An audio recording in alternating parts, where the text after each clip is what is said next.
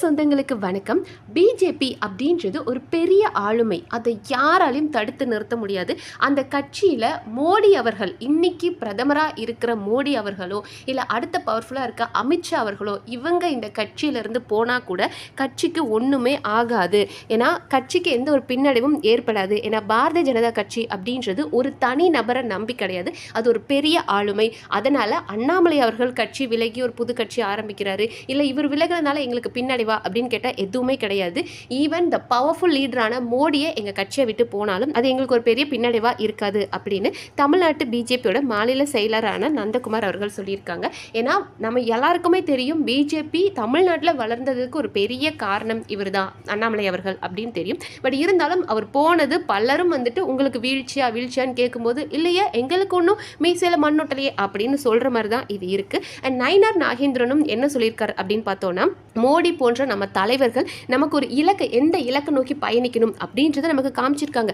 அந்த வழியில தான் நம்ம கவனமாக பயணம் செய்யணுமே தவிர, பட் சில நிகழ்வுகள் நம்மளை திசை திருப்புற மாதிரி இருக்கு. பட் அதெல்லாம் நீங்க பார்க்காதீங்க. ஏன்னா நம்ம தலைவர் யாருக்கும் ஆதரவாகவோ ஆசையோ அவர் கொடுக்கல அப்படின்றத ஞாபகம் வச்சுக்கோங்க. ஸோ தொண்டர்கள், உறுப்பினர்கள் அப்படின்றவங்க வேற எந்த கட்சிக்கும் ஆதரவு கொடுக்க வேண்டாம் அப்படின்னு சொல்லியிருக்காரு. எதனால இந்த இது அப்படின்னு நம்ம எல்லாருக்கும் தெரியும். அண்ணாமலை அவர்கள் விலகியதுக்கு அப்புறம் நிறைய பிஜேபி சப்போர்ட்டர்ஸ், ஓகே நாங்கள் அண்ணாமலை கூட தான் நிற்போம் அப்படின்னு சொல்லி உடனே நிறைய பேர் விலகுறாங்க. கட்சியிலேருந்து பாதி பேர் கரைய ஆரம்பிச்சிட்டாங்க. ஏன்னா தமிழ்நாட்டோட முகமாக அண்ணாமலை அவர்கள் இருந்தார். இப்போ அவர் தமிழ்நாட்டோட பிஜேபி முகமாக அண்ணாமலை அவர்கள் இருந்தார். இப்போ அவரே இல்லைன்னு போது இந்த கட்சியில் நம்ம ஏன் இருக்கணும், அதனால நம்ம இதை விட்டு விலகலாம் அப்படின்னு நிறைய பேர் முடிவு எடுத்துட்டாங்க. அதனால அவங்களாம் புரிஞ்சுக்கணும், நம்ம மோடி அவர்கள் அண்ணாமலைக்கு சப்போர்ட்லாம் கொடுக்கல, நீங்கள் எல்லாரும் போய் அவர்கிட்ட ஆசீர்வாதம் வாங்கிட்டு வந்தாரு, அதனால மோடி சப்போர்ட்டோட இவர் வந்துட்டாருன்னு அந்த பக்கம் போயிடாதீங்க. டே கையை பிடிச்சி காலை பிடிச்சி இந்த கான்ட்ராக்ட் வாங்கியிருக்கேன்டா, நானே இப்போதான் மாநில தலைவராக இருக்கிறேன், கொஞ்சம் வருஷமா நிம்மதியாக என்னை இருக்க விடுங்களேன்டா அப்படின்ற மாதிரி நயினார் நாகேந்திரனும் இல்லை நீங்கள் யாருக்கும் சப்போர்ட் கொடுக்காதீங்க அப்படின்னு இருக்காரு. அண்ட் இவர் நம்ம வன்னியரசு என்ன சொல்லியிருக்காரு அப்படின்னா, இவர் மாறு விஷயத்தில் வராரா, அண்ணாமலை புது கட்சி அப்படின்றது தமிழ்நாட்டுக்குள்ள பிஜேபியை மறுபடியும் கொண்டு வர்றதுக்கான மாறு வேஷமாக தான் நாங்கள் பார்க்குறோம். பட் மக்கள் முட்டாள் இல்லை, நாங்கள் அதெல்லாம் புரிஞ்சுக்குவோம் அப்படின்னாங்க. பட் வன்னியரசு கிட்ட பலரும் இருந்துட்டு, ஆனால் நீங்களே தான் தாவேகா விஜய் அவர்களை பற்றி பல விமர்சனங்கள் பண்ணீங்க, ஆனால் இன்னைக்கு அவருக்கு சப்போர்ட் பண்ணி அவரோட ஆளுமை கரெக்டாக இருக்குது, அவர் நல்ல ஒரு தலைவர் அப்படின்றீங்க, நீங்கள் மாற்றி மாற்றி பேசலாம், அவர் கட்சி மாறினா நீங்கள் இப்படி தான் அவர் பேசுவீங்களா அப்படின்னு கேட்டுட்டு இருக்காங்களாம். அண்ட் அடுத்ததாக பார்த்தோம் அப்படின்னா, காங்கிரஸோட மூத்த தலைவரான ப. சிதம்பரம் அவர்கள் என்ன சொல்லியிருக்கார் அப்படின்னா, இப்போ தானே ஒரு புதுசாக ஒரு அரசாங்கம் வந்திருக்கு, அவன் ஒரு சின்ன காலத்துக்குள்ளே அவங்கள மதிப்பீடு பண்ணணும் அப்படின்னு நினைக்கிறது ரொம்ப தப்பு. கொஞ்சம் காலம் போகட்டும், அவங்க எப்படி ஆட்சி பண்ணுறாங்கன்னு பார்த்துட்டு நம்ம முடிவு பண்ணிக்கலாம். இப்போ ஒரு எக்ஸாம் பேப்பர் எடுத்து பார்க்குறோம், ஃபர்ஸ்ட் பேஜ் நல்லா இருக்குது அப்படின்னா ஃபுல் மார்க் போட்டுருவீங்களா? இல்லை ஃபர்ஸ்ட் பேஜ் நல்லா இல்லை அப்படின்றதுக்காக உடனே அதை பரீட்சை திருத்தாமல் விட முடியுமா? அதே மாதிரி தான். ஸோ நம்ம கொஞ்ச நாள் பார்ப்போம், சட்ட ஒழுங்கு கட்டுப்பாட்டில் இருக்கலாம், இல்லை இல்லாமலும் இருக்கலாம், பட் கொஞ்சம் காலங்கள் பார்க்கணும் அப்படின்னு இருக்காங்க. சார் மற்றதெல்லாம் கூட பார்க்கலாம், ஆனால் சட்டம் ஒழுங்கு இப்போ அவங்க கையில் இருக்குது, காவல்துறை அவங்க கண்காணிப்பில் இருக்குன்னு போது கண்டிப்பாக அது சட்ட ஒழுங்கு சீர் வேணும். பட் உங்களுக்கு வேறு வழி இல்லை, நீங்கள் அப்படிதான் சார் பேசி ஆகணும் அப்படின்ற மாதிரி இருக்குது. ஆனால் அது ஒரு குழந்தை கட்சிங்க, அவங்களுக்கு ஒன்றுமே தெரியல. அந்த ஒரு குழந்தை கட்சியில் இப்படி புதுசாக ஒரு குழந்தை பிறந்தா அதோட தொப்புள் கொடியை கூட அறுக்காத நிலையில் இருக்கிற மாதிரி ஒரு குழந்தை தான் விஜய் அவர்களோட கட்சி. ஸோ தாவேகா என்ன பண்ணுது, இப்போ தான் வந்திருக்காங்க, என்ன பண்ண போகிறாங்க அப்படின்ற மாதிரி பார்க்கலாம் அப்படின்ற மாதிரி. ஸோ தாவேகா என்ன பண்ணுதுன்னு பார்ப்போம் அப்படின்ற மாதிரி கம்யூனிஸ்டோட தலைவரான முத்தரசன் சொல்லியிருக்காரு. அப்போ நிருபர் கேட்குறாங்க, சார் அவங்களோட கொள்கை கோட்பாடு இதெல்லாம் கம்யூனிஸ்ட் கட்சி கூட ஒத்து போகுமா, எப்படி சார் நீங்கள் நினைக்கிறீங்க அப்படின் போது, ஐயா அந்த கட்சியில் கொள்கை கோட்பாடுன்னு ஒரு கத்திரிக்காயும் இல்லை, ஒரு மண்ணாங்கட்டியும் இல்லை, என்ன பண்ணுறாங்கன்னு தெரியல, பார்ப்போம் போக போக என்ன நடக்குதுன்னு பார்ப்போம் அப்படின்ற மாதிரி ஏதோ சலிச்சுக்கிட்டு கூட்டணியில் இருக்கோம் அப்படின்ற மாதிரி பேசியிருக்காரு.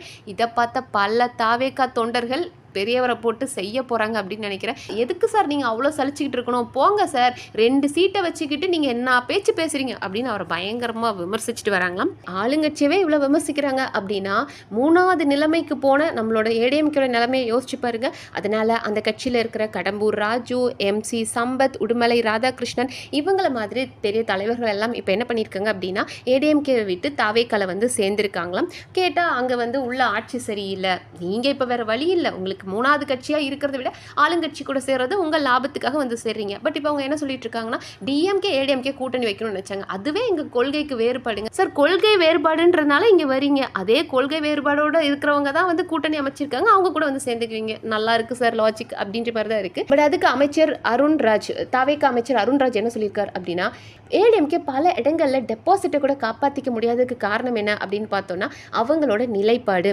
இன்னைக்கு ஏடிஎம்கோட நிலைமை என்ன அப்படின்றது எல்லாரும் எல்லாருக்கும் தெரியும். அதற்கு காரணம் ஏடிஎம்கே தலைமையை எடுத்த தவறான பாதை. அதாவது டிஎம்கே ஏடிஎம்கே ஒன்றா சேர்ந்து கூட்டணி வைக்கணும்னு நினச்சாங்க இல்லையா? அதனால தான் எல்லா ஆதரவாளர்களும் ஏடிஎம்கே ஆதரவாளர்களும் எங்கள் கிட்ட வராங்க.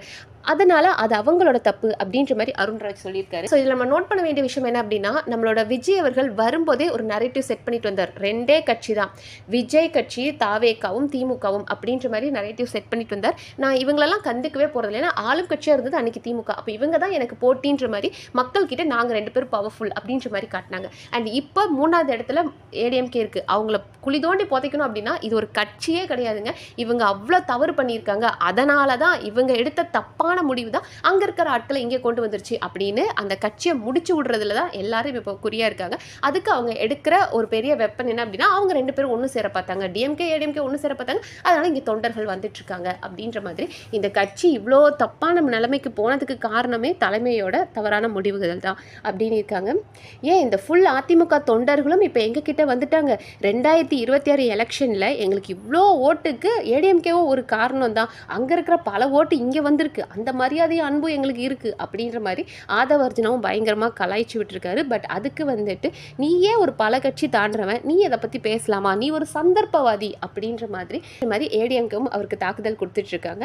அண்ட் அருண்ராஜ் இன்னொன்று என்ன சொல்லியிருக்காரு அப்படின்னு பார்த்தோன்னா, நம்மளோட அண்ணாமலை வர்றது ஒரு பிஜேபியோட பி டீம் மாதிரி தான், அவரோட பிளான் பின்ற மாதிரி தான் வராரு. பிஜேபி பல முறை தமிழ்நாட்டில் வந்து தோற்று போயிடுச்சு. ஸோ மக்கள் இப்படி ஏமாற்றி உள்ளே வந்துடலான்னு பார்க்குறாங்க. ஆனால் அதெல்லாம் நடக்காதுங்க. அது மக்கள் தீர்மானிக்கிற விஷயம். நீங்கள் என்னதான் வந்துட்டு மாறு வேஷம் போட்டு உள்ளே வந்தாலும் உங்களெல்லாம் இருக்க முடியாது. அண்ட் அது மட்டும் இல்லாமல் எங்கள் முதலமைச்சர் விஜய் அவர்களை நிறைய பேர் சினிமா நடிகர் அப்படின்றத பார்க்குறத விட அவரை வந்து ஒரு பெரிய மாற்று சக்தியாக பார்க்குறாங்க. 50 ஆண்டுகள் இந்த கட்சிகள் என்ன பண்ணுச்சு அப்படின்ற வெறுப்பில் தான் மக்கள் எங்களுக்கு சப்போர்ட் பண்ணியிருக்காங்க. சும்மா நடிகர்ன்றதுக்காக சப்போர்ட் பண்ணலை, ஒரு நல்ல அரசியல் தலைவராக மக்கள் பார்க்க ஆரம்பிச்சிட்டாங்க அப்படின்ற மாதிரி சொல்லிட்டு இருக்காரு. ஆனால் அதற்கு ஸ்டாலின் அவர்கள் என்ன சொல்லியிருக்காரு அப்படின்னா, இப்போ இருக்கிற ஆட்சி, இந்த தாவேக்கோட ஆட்சி இருக்கு இல்லையா, இது எங்களோட தயவால தான் நடந்துச்சு. எங்கள் கூட்டணி கட்சிகள் இன்னைக்கு அவங்க கிட்ட இருக்கிறதுனால மட்டும்தான் அவர் ஆட்சி அமைக்க முடிஞ்சிருக்கு. ஸோ எங்கள் தயவில் தாங்க இவங்க ஏங்கிட்டு இருக்காங்க அப்படின்னு இருக்காரு.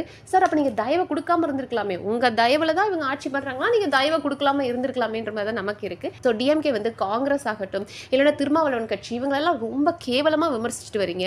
நீங்களே வந்து எங்கள் கூட்டணி கட்சியால் தான்ப்பா நீ நிற்கிற அப்படின்றீங்க, அப்புறம் விமர்சிக்கிறீங்க. அண்ட் இன்னொரு பக்கம் நம்மளோட ஸ்டாலின் அவர்கள் என்ன சொல்லார் அப்படின்னா, இந்த எங்கள் கூட இருந்த கூட்டணி கட்சிகள் எல்லாத்தையுமே வந்துட்டு நாங்கள் சொன்னோம், எங்கள் கூட இருக்குன்னா இருங்க, இல்லை நீங்கள் போகிறனா போகலாம், அது உங்கள் ஜனநாயக உரிமை, இருக்கணும்னு நான் உங்களை யாரையும் கேட்க மாட்டேன், தடுக்க மாட்டேன், போகணுன்னா போங்க அப்படின்னு சொன்னேன். ஏன்னா ஜனாதிபதி ஆட்சி வந்து மறுபடியும் பிஜேபி உள்ளே வந்துடக்கூடாது இல்லையா, அதுக்காக நான் உங்களுக்கு வந்து சொன்னேன். அப்படின்றனால தான் நான் கூட்டணி கட்சிகள் நீங்கள் போகிறனா போகலான்னு சொல்லிட்டேன், என்றைக்குமே வந்து நான் யாருக்கும் தடையாக இருக்க மாட்டேன் அப்படின்னு சொல்கிறாரு. அப்புறம் அவங்களே விமர்சிக்கிறாங்க, அவங்கள பார்த்தா துரோகின்னு சண்டை போடுறாங்க. ஏன் முரசொலி பேப்பரில் இன்றைக்கி என்ன வந்திருக்கு அப்படின்னா, ராகுல் காந்தி வந்து அவரோட தலையில் அவரே மண்ணெளி போட்டுக்கிறாரு, ஆளை குழி தோண்டி மண்ணில் புதைச்சிட்டு இருக்கிறாரு காங்கிரஸை, பல மாநிலங்களில் புதைச்சிட்டாரு, இப்போ தமிழ்நாட்டிலையும் புதைச்சிட்டாரு அப்படின்ற மாதிரி கூட்டணி கட்சியிலேருந்து போயிட்டாங்கன்றதுக்காக காங்கிரஸை பயங்கரமாக விமர்சனம் பண்ணிட்டு இருக்காங்க.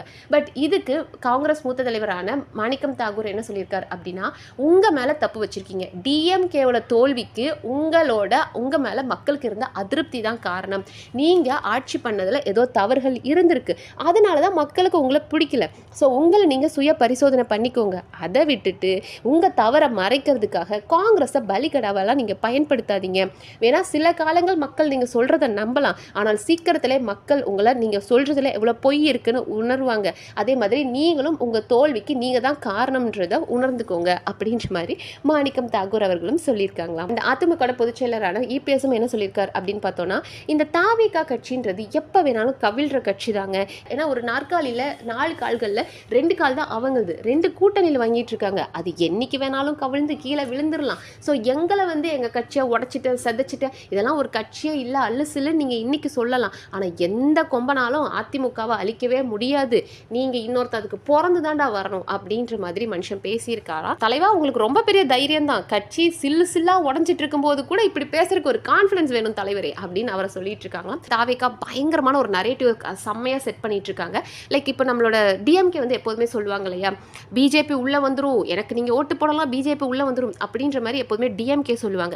அதே மாதிரி விஜய் அவர்கள் ஒரு ஸ்ட்ராட்டஜி எடுத்திருக்காரு. எனக்கும் டிஎம்கேக்கும் மட்டும்தான் போட்டி, டிஎம்கேவை அழிக்கிறதுக்கு நான் தான் கரெக்ட் அப்படின்ற மாதிரியும், ஏடிஎம்கேலாம் ஒரு கட்சியே இல்லை, அது கரைஞ்சு முடிஞ்சு போச்சு அப்படின்ற மாதிரி பயங்கரமான ஒரு நரேட்டிவ் செட் பண்ணி, ஏன்னா அவர் ஒரு ஆட்சியில் இருக்கணும் அப்படின்னா அவருக்கு ஒரு கட்சி வேணும். ஸோ அந்த எதிர்கட்சி டிஎம்கே தான், டிஎம்கே கிட்ட இருந்து உங்களை நான் காப்பாத்துறேன் அப்படின்ற மாதிரி அவர் ஒரு நரேட்டிவ் செட் பண்ணிட்டு இருக்காரு.